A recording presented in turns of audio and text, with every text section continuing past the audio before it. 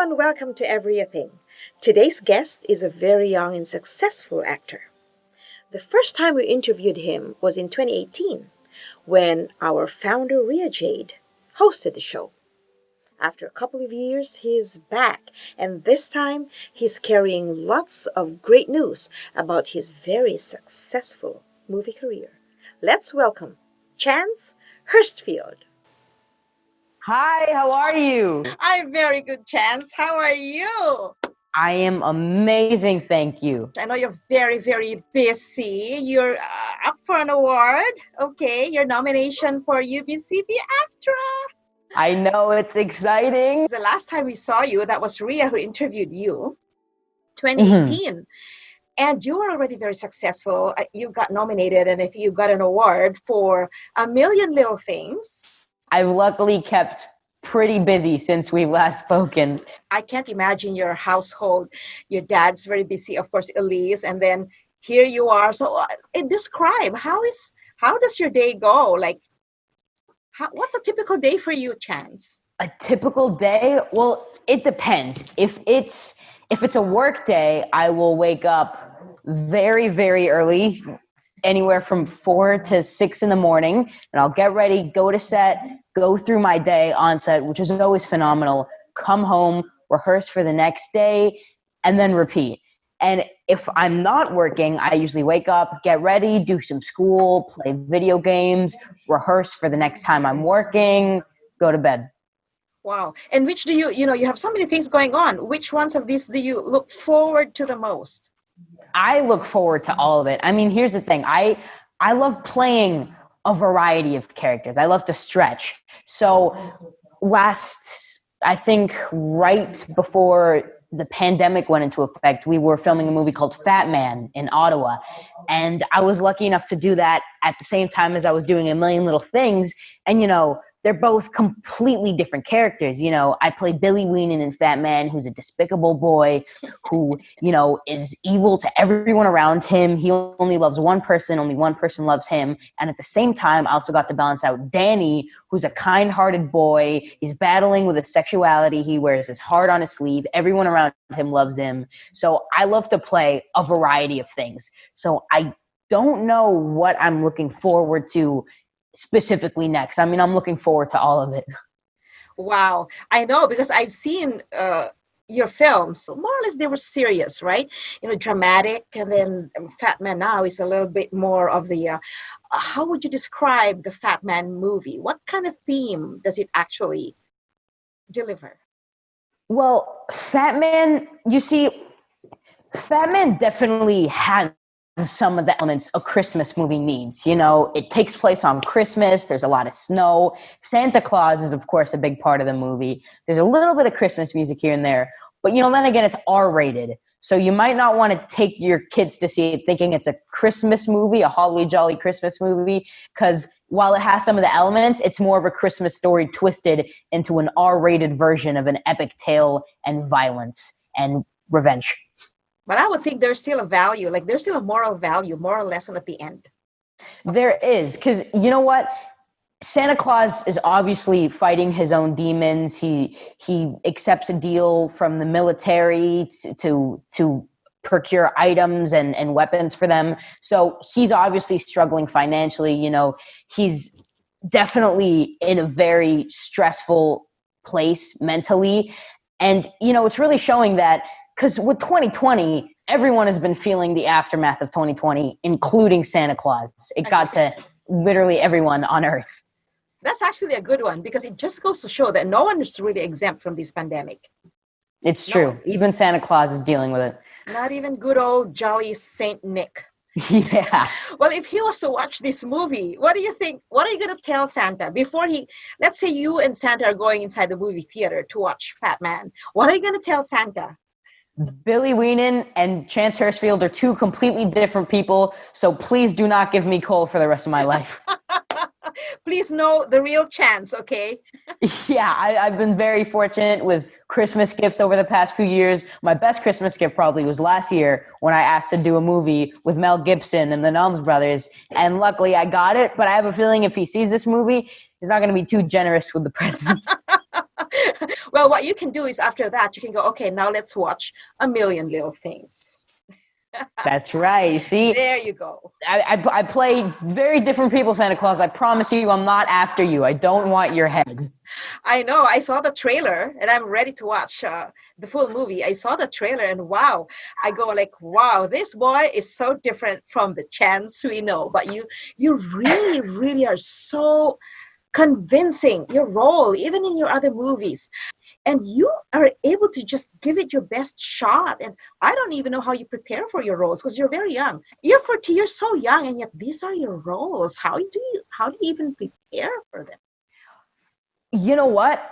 When I get the audition, they give me the rundown of the character and the character description. But what I like to do is I like to try and fill in the blanks, create, the character, create his mannerisms, what he talks like, what he walks like. And I mean, I've been acting for 10 years, so memorizing to me comes pretty easy. I read it 2 or 3 times and it's locked in my brain. But the funny thing is, scripts are the only thing I can remember. When it comes to literally anything else, I can't remember. My mind goes blank. But you're very good at everything you do.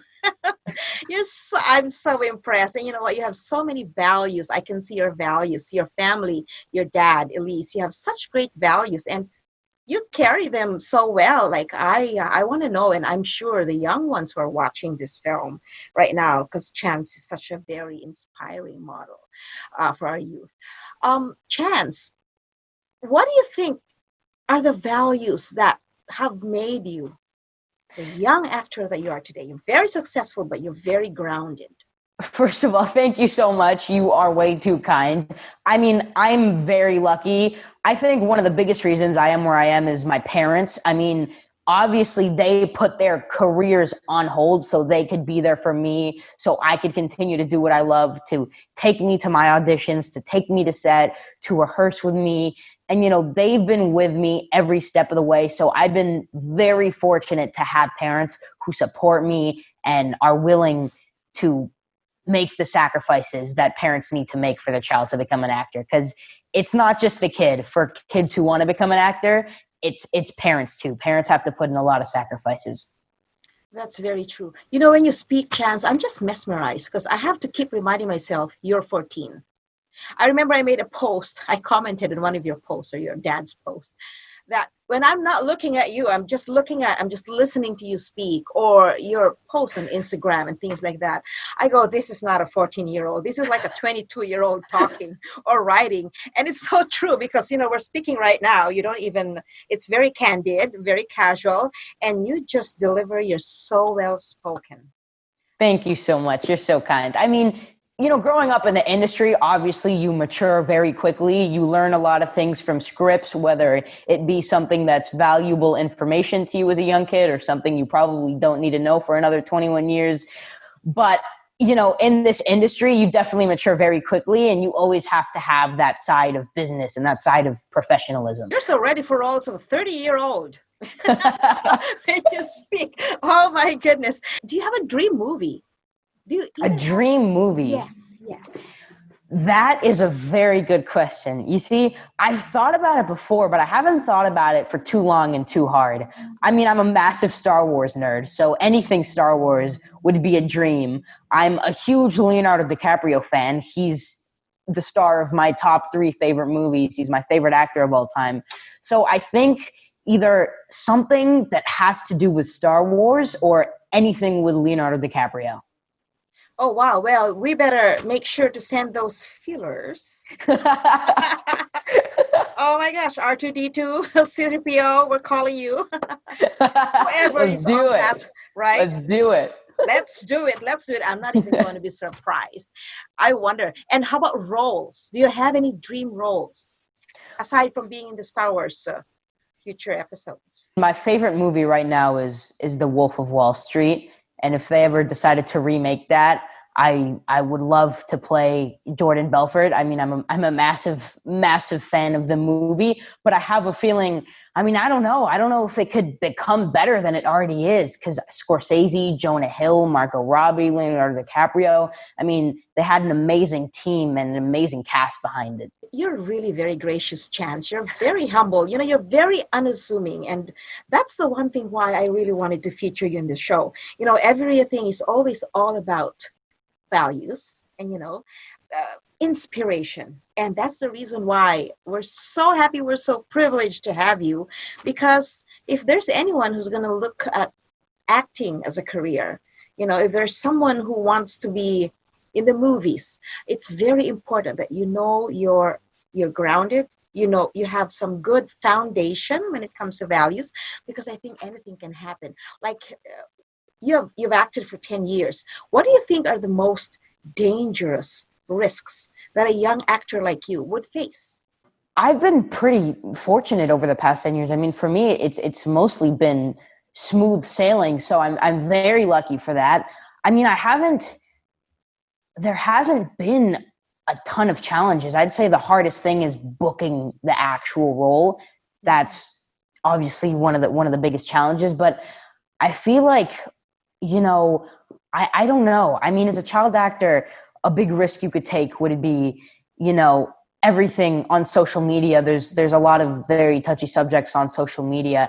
And of course, you want to use your social media to spread positivity and spread kindness, because there's a lot of people out there who have big platforms who are either not using it or not using it for the right things, and they're not spreading kindness and positivity. So you definitely want to be very, very nice on social media. That's true. And you are, without any doubt, you are, Chance. I'm such a huge fan. You probably know. Those Facebook things where you get a badge if you're a fan. I need my badge. If Facebook's not giving me my badge, Chance, please send me a personalized badge. I will do that. I will make a badge for you. You're very confident. I'm even thinking now, of course, you go for auditions. I think that's really part of your life as an actor. Do you even feel nervous? Do you even have a lack of confidence at all? You know what? I'm very lucky that I really don't get nervous. I mean, when you're in the audition room, confidence is key. I have a feeling it's going to move towards self-taping a lot more now, because it's, more convenient for the actor and the casting directors. But in the audition room, confidence is key. And I feel like the only times I've really been extremely nervous is, when I first met Mel Gibson. I was in the lunchroom and I remember seeing him and I completely froze up. I had the worst case scenario thoughts flooding my mind. What if I make a joke and he doesn't laugh? What if he doesn't like me? What if I say something wrong? But I met him. He was the funniest guy. He was spitting out jokes left and right. He was super nice. He was down to earth. And, he's a 2-time Academy Award winner. When he's in the scene, he's bringing the emotion, the conviction. So when I was around him, I was like a sponge trying to learn as much as I could. So one of the only times I've been nervous is when it hit me that I would have to square off in front of the camera with a 2-time Academy Award winner. So I was definitely over preparing myself for months prior to working with him. And it worked. I've actually heard and read a lot of great reviews about your acting. I watched your interview on Good Morning America, by the way. So good job. You make us so proud of you. Like, Canadians are just so proud of you. Oh my goodness. I don't even know if you went for an interview and didn't get a role, or were told that you didn't get it. How do you take that if it ever happened to you? You know what? No is the biggest word you're going to hear in this industry. I mean, you get so many auditions and a handful of them are yeses and the other 95% are no's. So what my parents did when I was little is there was a period of 2 or 3 years where I wasn't really booking anything from 4 years old to 7. But what we would do is we would celebrate the close calls, because it would always be between me and someone else. And it would be because I was too young or I was too green and I couldn't work enough hours. But we always celebrated the close calls, because when you get a call back or when you make it to the producer director session, in their minds, they're keeping you in mind for different projects. You know, it's not the end of the road. You are now on their radar and they know of you, and they might, you know, you might pop into their mind if they're creating another project and they see a character and they think, oh, you know what? I remember this person from this audition. They would be fantastic at this character. Let's have them come in for an audition. So no is the biggest word you're going to hear. So don't get too sad over the no's, because almost everything is going to be a no. But when you get close, you just have to know that those people know who you are now and you're going to be on their radar. Wow, very, very wise words for sure, because it's inspiring for those who get rejected every now and then, and to see you go past that. And again, you never know if you'll get rejections down the road, but you're right. The role may not just be suited for you. The age may not be suited for you, right? I mean, your age may not be suited for the role, rather, but you're always hopeful. You're always hopeful that there's something that's coming up. Like right now, are you auditioning for any films, maybe? I did just audition for something for Disney. I wish I could say what that is, but it's confidential. And then I just auditioned for an animation series. I am so excited. And tonight you're going to attend the UBCP Actor Awards. I know. You know what? I was very surprised. And I'm very grateful for this opportunity. You know, to me, the nomination is just a win, because to be nominated among such an amazing and talented and phenomenal group of individuals in this industry, that to me is the win. Yes, that's so true. You don't even need to be declared the actual winner, because to be nominated. I'm very lucky to have the opportunities I have. And that's tonight. That's by Zoom, I'm thinking. And you're nominated for A Million Little Things, of course. Well, tell us about what's going on right now so that your supporters can follow you. Like what's coming up maybe within the next 3 to 6 months? A Million Little Things. Here's the thing. A Million Little Things is we have a phenomenal writers room full of geniuses. DJ Nash, David Marshall Grant, they write these amazing episodes that us, the actors, we gasp every time we read this. So in this upcoming season, much like last, you got to find a comfortable spot on your couch. You got to get your favorite snack, and you got to get a box of tissues, because there's going to be a lot of tear-jerking moments, but there's also going to be a lot of comedic moments. So get your favorite snack, get your favorite drink, and you got to get ready for a roller coaster of emotions. Oh my gosh, you're so young and you've already experienced so much when it comes to acting and the roles you portray. I know you're enjoying your youth right now. Are you in a hurry to grow up like most young ones? You know what? Not necessarily. I mean, obviously, I've grown a lot in the past couple months. I went from 4'7" last year to 5'7", I think I am. My voice definitely changed, so I'm definitely growing, but I'm not in a rush to grow that much. I mean, driving would obviously be very fun. My parents now, they have more time to do their own work, because I can drive myself to auditions and I can drive myself to work. So I don't think I'm gonna rush to go anywhere or to grow up as of right now. But the one thing I'm definitely looking forward to is driving. That's gonna be very fun. I know that's always like number one on every youth's bucket list. Yeah. And how are Dad and Elise? And I know you have a little sibling coming up. I do. They are fantastic. They're working their butts off like always, keeping very busy. And yeah, I'm having another little sister. It is going to be my third sister, because my mom has 2 little girls. So I went from an only child for 10 years to the eldest of 4 in a matter of 4 years. And are you excited? I am very excited. It's going to be another little girl. Someone who's going to be the apple of your eyes for sure. She's going to look up to you like crazy. I have a feeling she's going to be in the entertainment industry. I mean, much like me, I started when I was 4, and one of the biggest reasons I am in the entertainment industry is because, I grew up in it. My dad is a music producer and my stepmom is a singer, so I always grew up pretty much on camera. I had that entertainment industry side of me as a little kid. I always wanted to be the center of attention. I always wanted to be in the spotlight. And then my opportunity finally came when I was 4 years old.